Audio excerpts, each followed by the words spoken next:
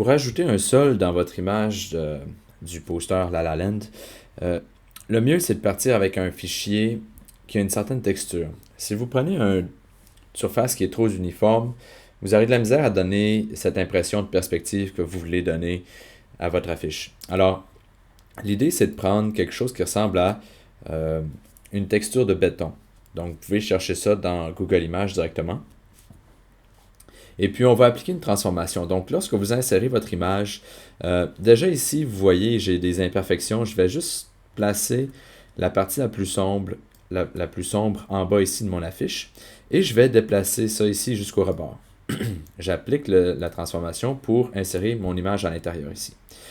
Ce qu'on va faire, c'est une transformation de torsion. Alors, vous pouvez aller dans le menu Édition, Transformation et Torsion. Ce que ça vous permet de faire, c'est de modifier vraiment chacun des coins de l'image que vous avez insérée pour lui donner une nouvelle perspective. Alors, je vous dirais, la première étape, ce serait de prendre le point supérieur au centre, le déplacer comme ça ici pour abaisser votre image. Là, ça va simplement l'écraser. Alors, ce qu'on veut faire, en fait, c'est élargir la base ici, à droite et à gauche. On essaie de le faire plus ou moins symétriquement. Comme ça ici, j'ai besoin encore d'élargir la surface. Et vous pouvez avoir comme référence, vous pouvez vous fier au X que ça fait. Ça va vous donner à peu près une meilleure idée de l'angle à laquelle vous allez disposer votre sol. Et lorsque vous êtes satisfait, vous pouvez encore élargir si vous voulez pour donner encore plus de perspective, comme ça ici. Donc, ça devrait vous donner une forme qui ressemble à ça ici. Et lorsque vous êtes satisfait, vous appuyez sur le crochet, comme ça. Et vous avez à peu près un sol là, qui donne une perspective comme dans la fiche originale. Maintenant, ce que vous allez vouloir faire, c'est rajouter des jeux d'ombre pour assombrir une partie de l'image. Pour ça, on peut combiner différents calculs d'ajustement, de dégradé. Alors, si vous allez ici dans votre fenêtre de calcul d'ajustement, vous pouvez ajouter un dégradé. Et on va tout simplement ajouter un dégradé noir et blanc.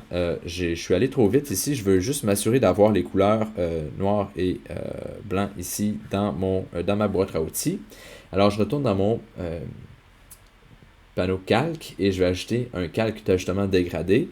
Et ici, par défaut, j'ai mon dégradé noir vers transparent. Si vous n'avez pas ça de sélectionné, vous pouvez les choisir. Ça devrait être le deuxième. On va choisir un style radial.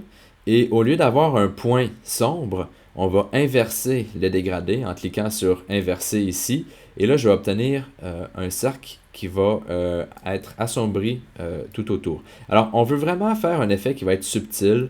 On peut agrandir l'échelle en augmentant le pourcentage ici pour avoir un cercle qui est plus grand, donc une courbe plus légère, comme ça ici. Et lorsque vous êtes satisfait, vous pouvez faire OK. Cet effet-là, on peut l'appliquer sur l'ensemble de l'image. De toute façon, on risque de le faire sur l'ensemble de notre image.